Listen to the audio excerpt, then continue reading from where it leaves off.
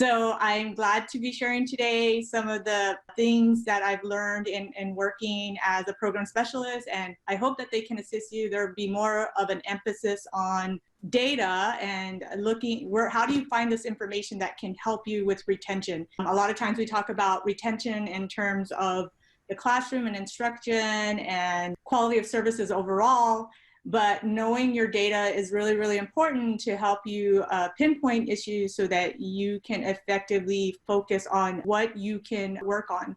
So today's title, Closing the Retention Gap, Keeping Your Participants Counting in the New Program Year, which is just right around the corner. So we want to be prepared for that. We're already into June. So we have about 3 weeks left to prepare and, tie up everything that needs to be tied up, so that we go into the program year strong and ready for whatever is around the corner. And as we know, there's been so many different surprises and ups and downs. We just never know what's gonna come next. So the objective for today, learn how to evaluate data with a focus on maintaining participant status and identifying where you may be losing out on opportunities in student engagement. So again, being able to go into the data, doing it in a way where we have focus and we're looking for specific things in data, as opposed to getting a bunch of data and trying to, look for a number of things at one time, which can just be overwhelming. So we're going to really narrow it down and structure it so that we're looking at specific areas. So let's talk about evaluating the situation. So many of us already know that our programs are struggling with retention. It's an ongoing topic and conversation. And a lot of times we're not exactly sure where the issues are coming from. So we often feel like we're filling our buckets with students or we're trying to fill our buckets with students and through recruitment efforts only for them to leave really as soon as they come through our doors. And that can be really, really frustrating, because we know that if we can't retain them, to at least participant status, we don't get them counted towards our targets, and it's really hard to move them into any other service aside from your general services, which we provide, ESL and also HSE. It's really hard to get them into an IET or IET EL Civics, much less have them complete it. So we got to look at where are the gaps, where are the holes where we're losing our students, and we need to, I wouldn't say patch up the holes, I would say really look at having a better bucket so we're losing people left and right.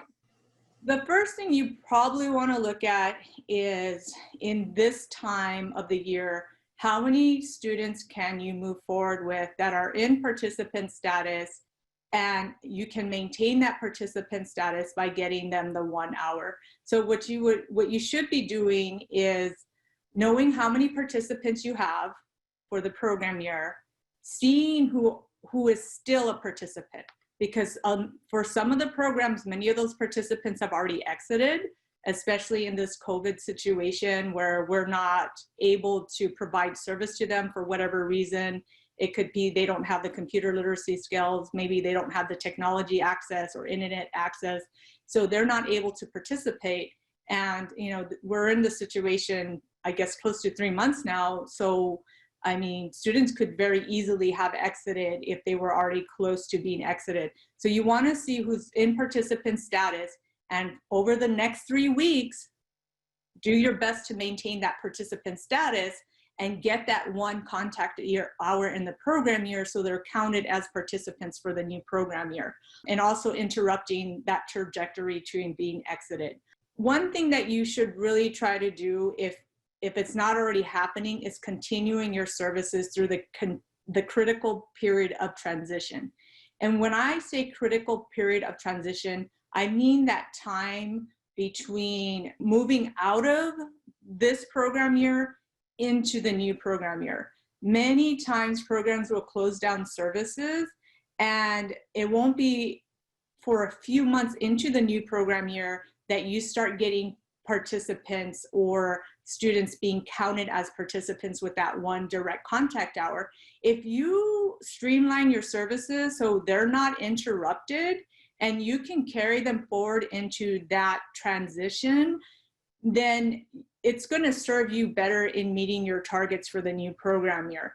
And I mean, you really just want to continue their classes. The students don't know any different. The only thing that really changes is what happens in teams, because this year we're going to have to close all the classes, put an end date for all the classes, because they're not going to be able to roll over. So you're going to create new classes. But does that mean anything changes in terms of service for the students? No, they don't need to know that anything is changing. We just need to keep them going in the classroom and say, you know, maybe you end services mid-July. Well, they've already counted for the new program year, and then you give them a break for a couple weeks. Nothing like 2 or 3 months, maybe 1 or 2 weeks, so that they know that they're expected to come back and they will be continuing services with you. The important thing is to get through that critical period of transition. So let's talk about prioritization. Again, when you're looking at retention, there could be a lot of different issues, and there could be a lot of things affecting those holes that are appearing in your bucket. So we want to try to focus on what should be tackled first and doing it in a manageable way. So the first thing I would suggest is interrupting the trajectory to exiting. And that means you have identified the people that are being close to being exiting. They are almost at those 90 days, and then they will be exited from teams, and you would have to restart your efforts to get them into participant status. So that means you have to get them 12 direct hours again.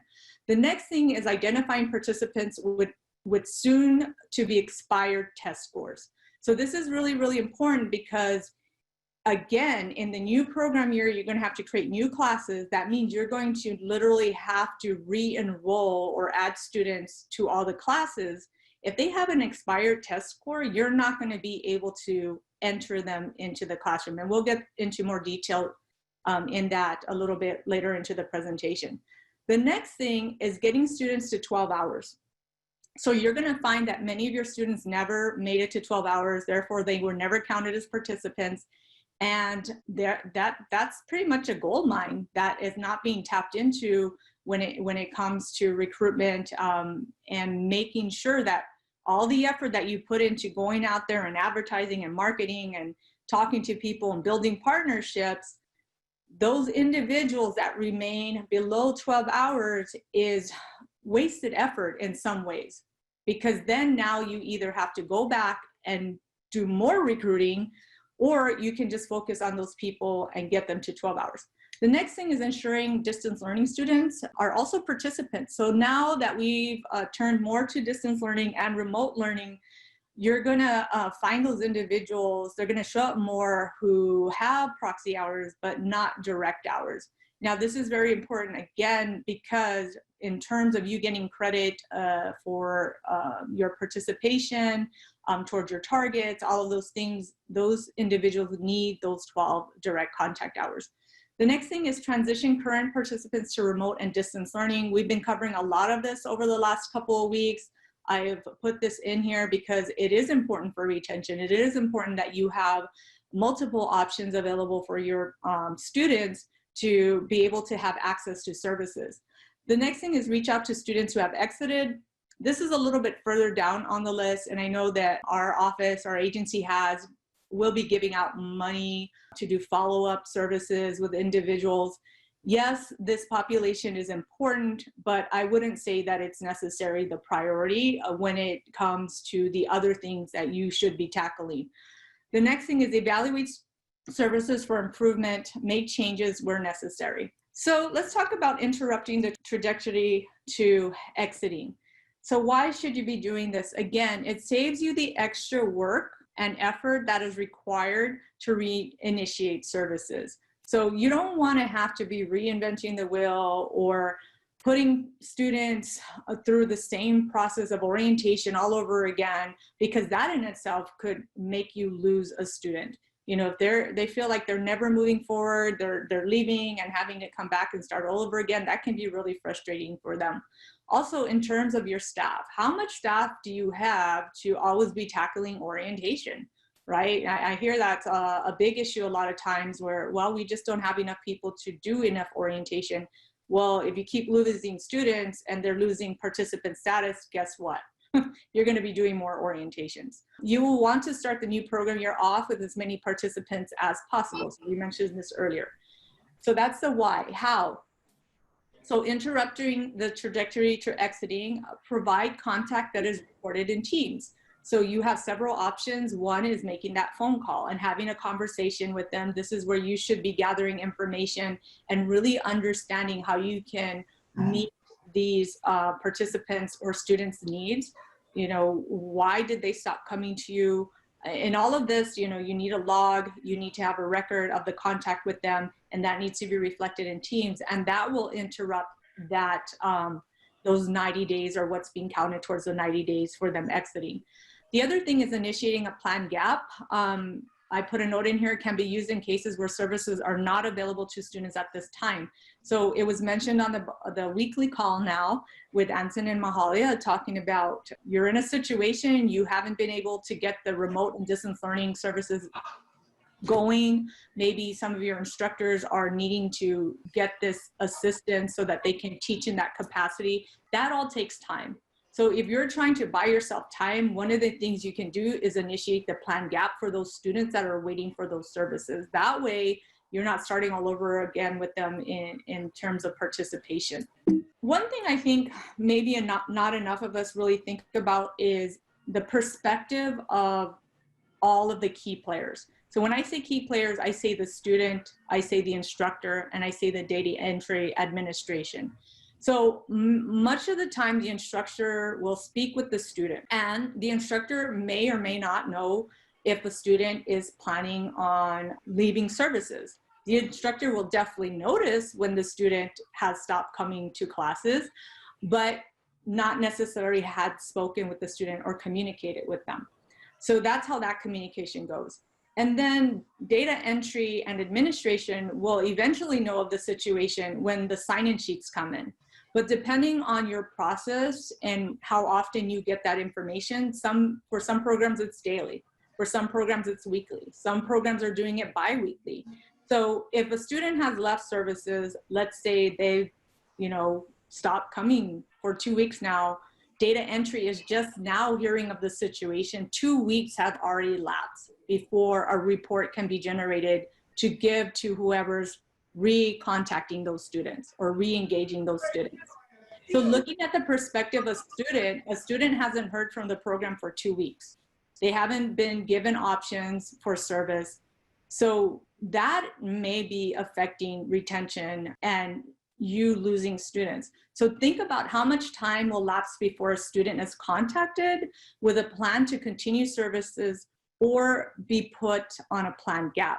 So again, a lot of times if the instructor isn't communicating with data entry beyond the sign-in sheet, then a lot of time and opportunity could be missed. So we need to look at all of these different perspectives, and in changing how services are done, how can we increase communication with the instructor, between the instructor, data entry, and administration, so that not a whole lot of time has lapsed before a student is contacted and giving options for services. And you might say, well, an instructor talked to the student and, well, they just didn't want to come back. Well, sometimes your instructor isn't aware of all the options that may be available to the student. The instructor sometimes, and this has been my experience, so I hope I'm not speaking out of line here, the instructor feels like the student would only do well in their classroom. So there's a little bit of territorial, stuff going on where they're feeling like, well, they don't want them to necessarily go to another instructor, or they already have a bias that distance learning isn't going to be as good as coming to face with them. And that might be true, but we have to see what the student wants and what's going to work best for them. And generally that information will only be provided by whoever is doing recruitment or whoever is aware of all of those services.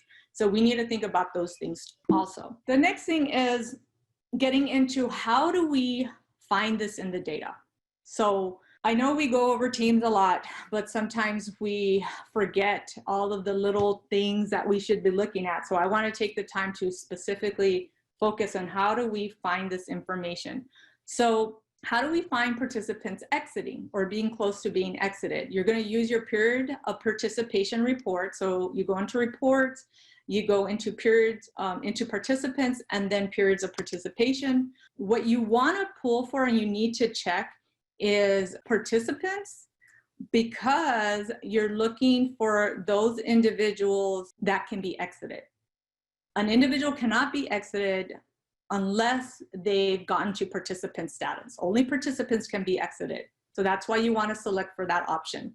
The next thing is include the contact information on the extract. Now, this is really great that they included this, because once you have your list, you have their contact information there. And if it's updated the way that it should be, you shouldn't have a difficult time getting in contact with the majority of the people on the list. And then you'll run the report extract. So the difference between the report summary and the report extract, if you haven't already looked for yourself, is a matter of data. So the extract will give you a lot more information, a lot more columns to sift through. The report summary is pretty limited to what can be offered to you. The next thing you want to do is filter for only those that have not exited by selecting no in the Exeter flag column. So what we're doing is we're streamlining the information in the data, so you're only working with what you need. So you want to get rid of everybody that's already been exited. You're looking for the people that are being close to being exited. That means they're still in participant status. So you're going to select no for the Exeter flag. The next thing you're going to do is sort data by the number of days since last service date and from largest to smallest. So what this is going to do is it's going to, let me see if I next slide have it. Well, so on the far left, you can see number of days since last service date, and you're going to see 90 until, maybe 1 day. Now, 90 days is where they'll be exited. So once they meet that 91st date, then you've lost your opportunity to make contact with them and enter some information into Teams to hold that participant status or initiate a planned gap.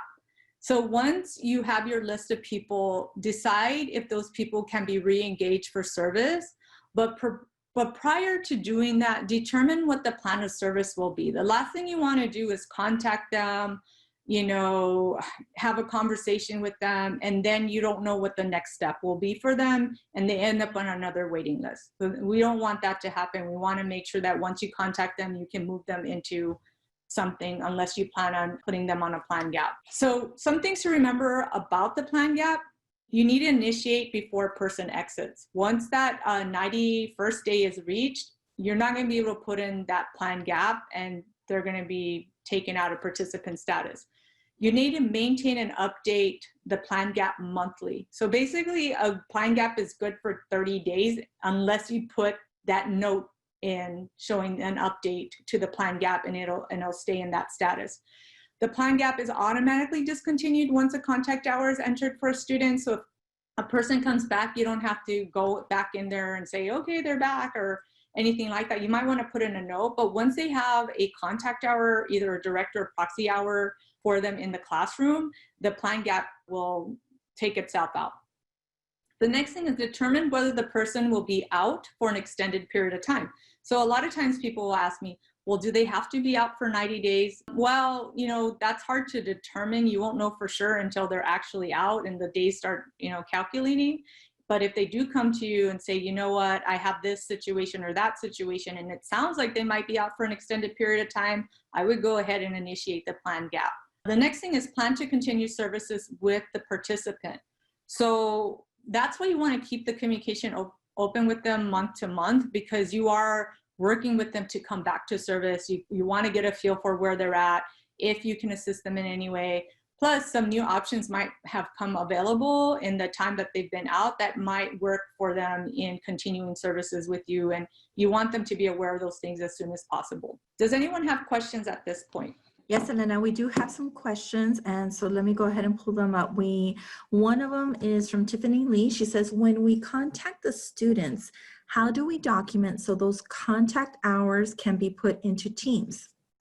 So you would have to let us know what way you're contacting them. If it's by phone, then you're going to want to keep a log of a time and exit. You're going to need a way of verifying who they are.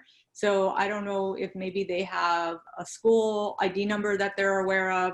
You just need to establish some way of verifying their identification, and you're going to want that written into your SOPs because each program is going to be a little bit different. So identifying who they are, recording the time you started speaking with them, the time that you stopped speaking with them, and then all of that has to be reflective of what you put into Teams. So it has to match what you put in. Does that answer your question? She says yes. Okay. And then we do have another question, and this one is from Suzanne Nottingham. She says, if a plan gap is entered for program year 1920, will the participant then roll over to PY 2021? Yeah, so the plan gap should continue as long as you're making a note in Teams. So everything's moving over into participant status. Everything previous to about 2 or 3 years ago, we were in program year status and the way Teams was set up. So now everything should just smoothly move over into the new program year. So if you have a plan gap initiated, it's not looking at when a program year stops or ends. It's looking at when a participant's participation stops or ends. So the plan gap should roll over. Okay, and Oscar Garcia asks, to be clear, a student on a current POP from 2019-2020 moving into 2020-2021 does not have to get an additional 12 face-to-face hours prior to getting on DL, correct? No, because if they've established their participant status already, you should get them at least 1 contact hour. That way they're counted as a participant for the new program year. But you don't have to get 12 hours. You need at least that 1 direct hour, and then they'll be counted towards your target. So if you start the new program year, you're only giving them proxy hours. For the new program year, they're not officially counted towards the target as a participant. So you want to get the 1 direct contact hour. And then a clarification from Ray Nell Primus. If we use Remind, can that be used as documentation? I have to double check on that. I think that's more of a texting option. Is that correct? Yes. Right. Yeah, I think there might have been some issues in tracking that. So I don't know that texting would be the option. You have the option of making a call. You have the option of doing like a video chat, because those are ways of you being able to verify the individual, also being able to count the hours. So when you do like remote or virtual, you can have someone sign into the chat. You can have a record of when you started communication with them and also ending with them. And I know texting also, you can actually see when you have the text start and end, but I'm going to say right now, texting isn't an option for that. And that leads into another question by Shirley Ramirez, because she did say, how would we handle if it's sent via email or text? So again, I don't think the email is an option either. I have to double check. Let me double check on that, but I'm almost positive the texting isn't. And I can say that from the FAQ that TWC has provided, there's a clear delineation between direct hours and proxy hours and no hours. So I'm going to put that link in the chat pod so that you could verify, not you, Elena, but the participants, so that they can see what counts and what doesn't count. Not so much text, email, calls. It's just so that there could be a clear demarcation. There is another question by Nick D. Hartzell. Mostly I use email as means of communications. How can I document attempts to reach students into Teams? Is there a section for notes? There is a section for communication for outreach. It's in their profile. So yeah, you would be able to make notes and communication for them. Under the career and training section, right? Mm-hmm. And then there's another one by Oscar Garcia. He says, does the 1 hour direct hour have to come before the DL hours? For example, could the student be on DL the first week in July and get the direct hour the second week in July? Yes, the direct hour just has to happen. Though you'll get, their participation will be counted once you get the direct hour. That's when it'll show that, you know, they started, but the hours are cumulative towards testing. In other words, they don't count until they have that direct hour. Right. Okay. And then Shirley Ramirez says, we use WhatsApp and I know we can print chat. Would this count? So what I'm going to say is refer to the FAQ. And that's on the TCAL website, and that will give you the verbiage that you need for clarification. Okay, and I know you have lots of information still to present, so we're going to hold off on any other questions until the next segment. So thank you, Elena. Oopsie. So let's now talk about the expired test score. So the test score is currently a good till 365 days. We were planning on changing it to 150 days at the beginning of this program year, but with the situation that arose, we realized if we put it at 150 days, we're going to have a lot of people with expired test scores and a lot of people having to use that spreadsheet that was put out for the passes tracker. So we said, oh, let's not do that. So we kept it at 365 days. The thing to remember when, people are like, well, why do we have to test people? Teams is set up so that if you don't have a valid test score, you're not going to be able to add them to a class. And you have to understand that a valid test score is part of the assessment process in determining the eligibility for services. Now, we need a way of kind of determining who gets services, who doesn't. And one of the ways that we determine eligibility is their learning level. So that's why we do the pre-testing. And again, Teams is set up so that if that pre-test isn't done, that makes them eligible for services, then you're not going to be able to add them to a class. And that's going to cause you a lot of problems when the new program year starts and you have all these people with expired test scores. And I know this situation is difficult because it's, well, how do we test, right? So remote learning has become available. Some sites are opening up, but that's where you want to start thinking about these things and figuring out, okay, what is the solution going to be for us? If we're going to go remote learning, have we gotten the training that we need for our staff to make them prepared for the situation? And what is our strategy? What is the scheduling going to look like for testing? How do we set that up? Are we going to be making appointments? There's all these things that you need to figure out. The other thing is you will not be able to add, okay, you'll not be able to add them with an expired test score.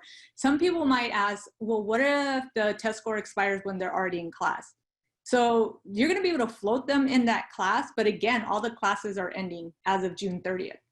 So if they were already in the class, with a test score that expired when they were in the class, they're going to be able to stay in that class. The problem is when you try to add them to a class. That's when you're going to run into an issue. So being aware of that. What does this have to do with retention? And I need to emphasize how one thing affects another. And I don't think sometimes we always connect the dots. So I want to kind of walk you through this. So if you cannot add a person to a class, it makes it more difficult to track their hours. If you are not tracking their hours, it makes it difficult to determine who might be eligible for other services such IET or IET-EL civics. And then what is affected with that is without offering other options beyond HSE and ESL services, what is the incentive for students to remain in service with you, especially your higher level students? And it's generally those higher level students that are going to be the ones that you're looking to be eligible for the IET and IET-EL civics. But if you can't even see where they're at with their hours, how well they're doing, if they're ready to progress test and they've actually showed progress, or you need a minimum score level of learning to be qualified for an IET or a career pathway, one thing affects the other. And I know sometimes we think, well, what can't we just jump this and then, go from point A to point Z without everything in the middle? Well, as you can see with Teams, if you don't do this, then you don't get this. So I just want you to be aware of all the little moving pieces that are working in this situation. So let's talk about what it looks like when we're looking for an expired test score, how to find an expired test score. So the MSG report is our latest report that we have out, and that's what's going to show you a person's test scores when they were last tested. You're not going to find that in the period of participation or POP report. But one thing that you do have to know with the MSG report, it's only going to give you information for participants. So if they didn't get to that 12-hour status, they're not going to be showing you, test scores and any of those things. And the reason being, MSG or measurable skills gain is only applicable to someone who is a participant. If they never make it to participant status, then you're pretty much off the hook for that individual because they're not being counted towards your target. So in pulling this report, again, you're going to look for the MSG report, and then you're going to want to select include contact information on the extract. So again, just like with the other example I gave you, once you have your list, you want to be able to contact these people right away instead of having to go back into their individual profile. So just select that option, run the report extract, and then you're going to get the report, which shows you how many days have elapsed since their last test. And in this situation, you see some individuals with as many as 402 days since the last day they tested. Again, anything over 350 days and is an expired test, and those individuals will not be able to be entered into a class or added to a class. So the next thing I want to talk about is getting individuals to 12 hours. This is a missed opportunity, again, that sometimes we don't look at and we're not evaluating. If they do not have 12 hours, they don't count as participants and they don't count it towards your performance. But you must realize that you could potentially be losing out in this area most significantly in terms of your recruitment efforts. So again, think about the leaky bucket. You're bringing all these people to your door, and before they even get 12 hours, they're already leaving your service. You're going to want to compare your total enrollment. That means everybody that's come into your program. Let's say, for example, it's 750 students. And then you're going to want to look at how many people never actually made it to 12 hours. And let's say it's 150 students. What percentage of that is a resource that's not being tapped into? Because if you have 750, 150 never made it to 12 hours, you only really have 600 that are participants. So we need to look at that leaky hole that might be, affecting you. So what to look at in terms of data, how do we find the individuals that haven't made 12 hours? So again, you're going to use the POP report. In this situation, you're going to make sure that you do not select participants. And the reason why you don't want to select participants is because you want anybody that has gone any hour, not just people that made 12 hours. If you select the participants option, you're only going to get anybody with 12 hours or more. But we're trying to identify who didn't make it to 12 hours. So you want to select that. Select the contact information option and then run the report extract. So the first thing you're going to want to do is filter only for those who have not exited by selecting no in the exiter flag column. So this will give you people that are still in the game. But again, this may not even really matter because, well, actually, yes, because you have everybody, you want to take out everybody that has exited that was potentially a participant. Then you need to filter for just the people that are under 12 hours. So you would go into the filter option, you would deselect all, and then you would just select everybody up until 11.75 hours. And that's going to give you the list of people that still aren't quite there yet. The next thing you want to do is arrange the data in the total direct hours from largest to smallest. So what that looks like here is you have everybody up until 11.75 hours, up until 1 hour. But what you really, really should be paying attention to is how many days have gone by since their last service date.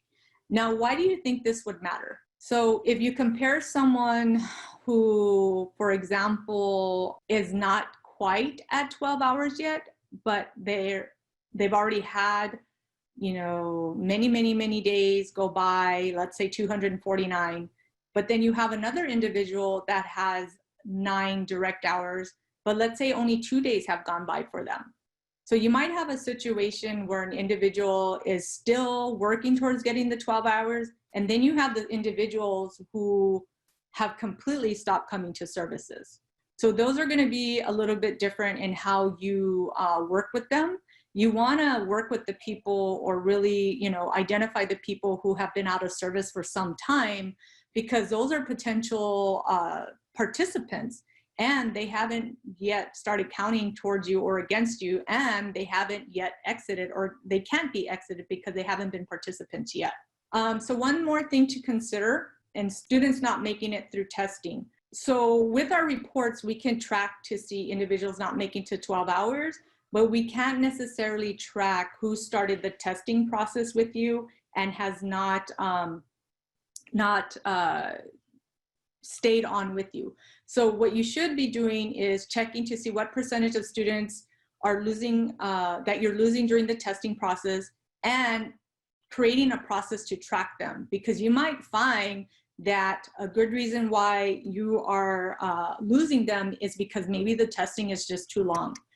So let's think about what could be affecting students getting to 12 hours, looking at what is your intake process, what is your customer service like, what type of information does the individual receive, what types of service options are available to them, and then also what is your testing process, how long does it generally take.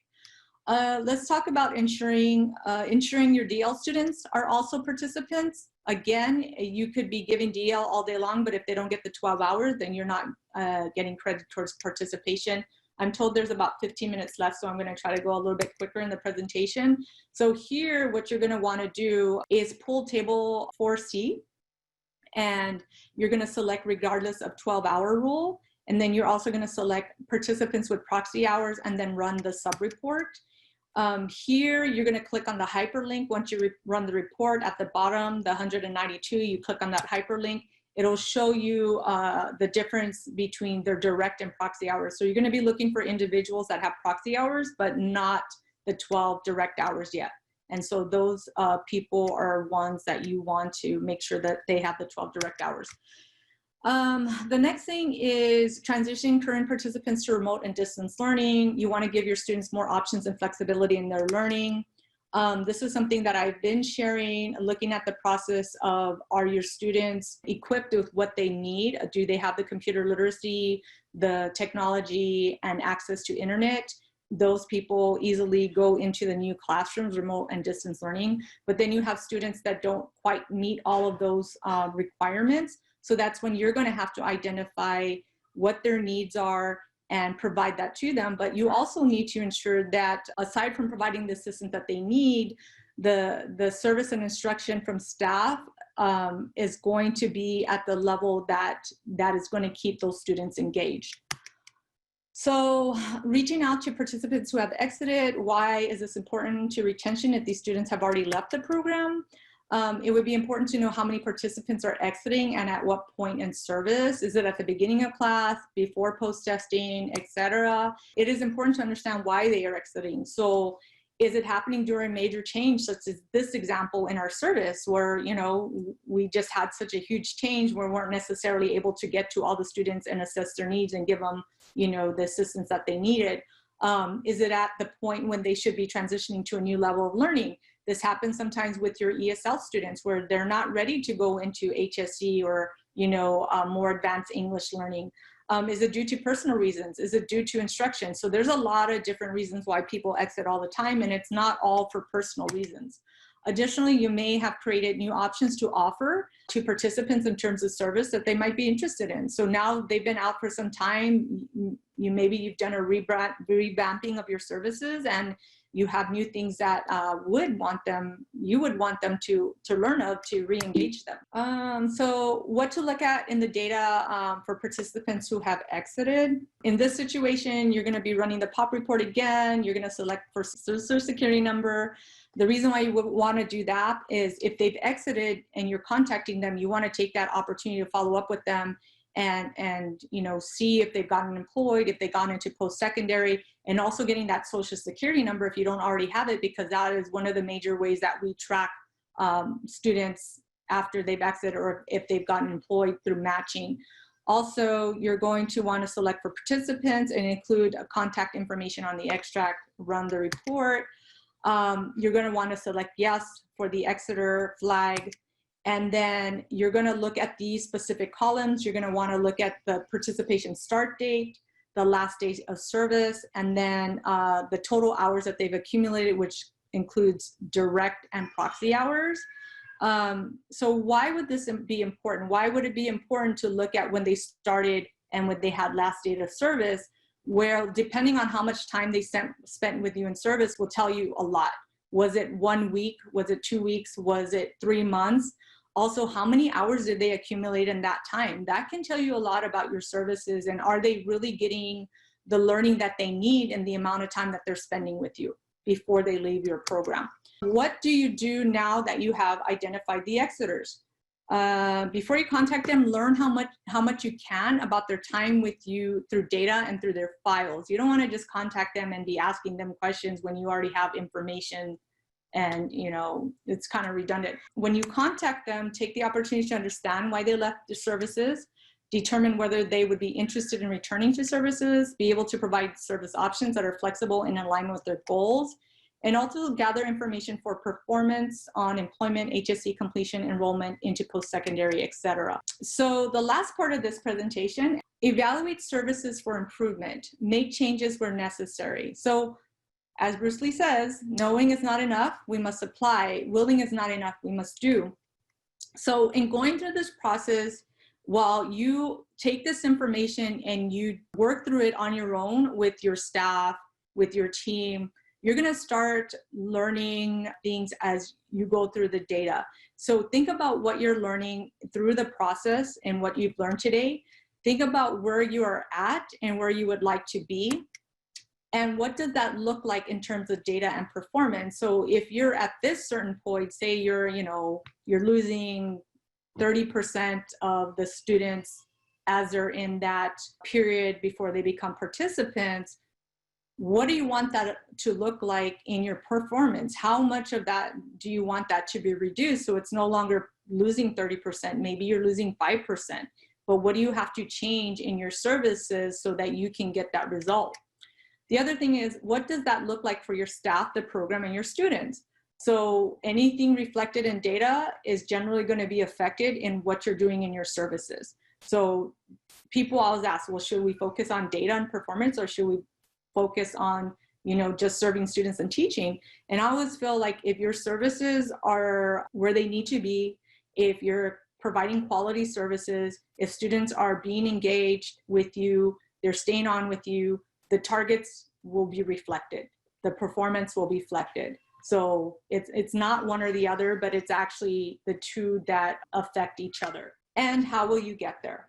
So I think it's one thing to have a vision. It's another thing to have a lot of great ideas and know where you want to be. Another thing is to think through what is the actual plan, what are the steps, what are the benchmarks that we're creating so that we can see that we're actually making progress in our performance. So with that information, I would like to know if there are any questions. Yes, we have some questions. So I think I'm going to go backwards. We have one from Ms. Thomas. She asks, so since we are at the end of the program year and a student has less than 12 hours, is it better to get the remaining hours in the new year for MSG purposes? Yes. Okay, that's short but to the point. Just lots of really great comments about lots of great information. Thank you for breaking it down. Thank you for showing us how to access the information. And then excellent as usual. Thanks for breaking it down into goal-oriented steps. And take the rest of the day off. I think we are all in agreement that you should have the rest of the day off. Lots of happy birthday wishes. And Diane Lyle says, so the plan gap has to be renewed monthly. You have to put a note in there. So it's not really renewing it, it's keeping it alive with entering some notes in their profile in the plan gap section.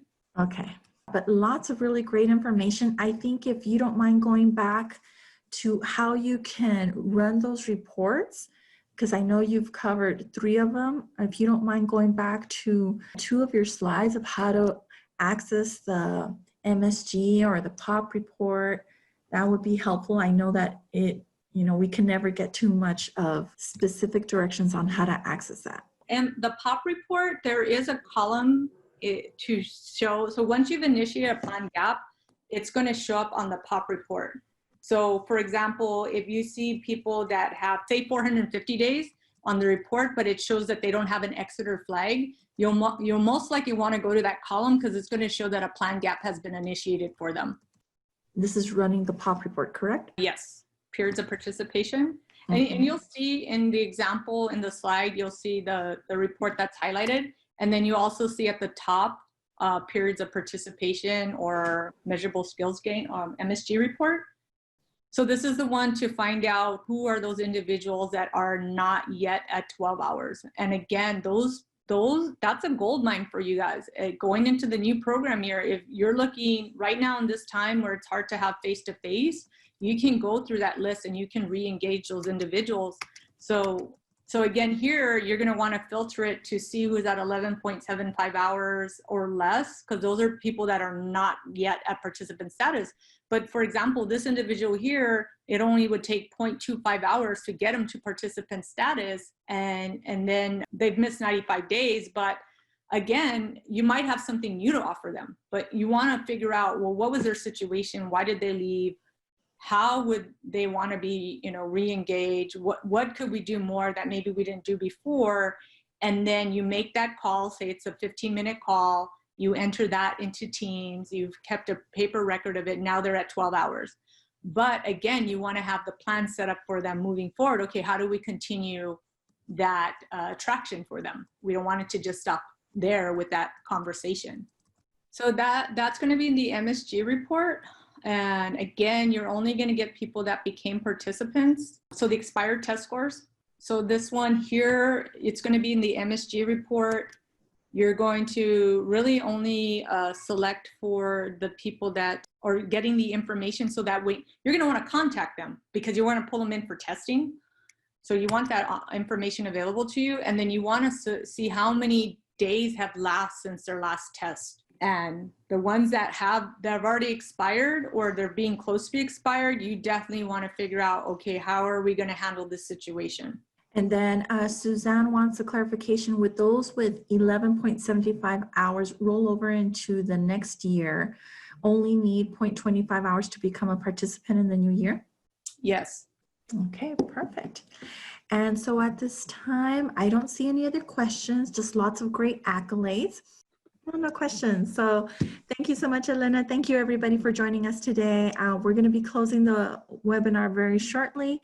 So unless you have any questions, we're going to say our goodbyes today. So thank you so much. Goodbye.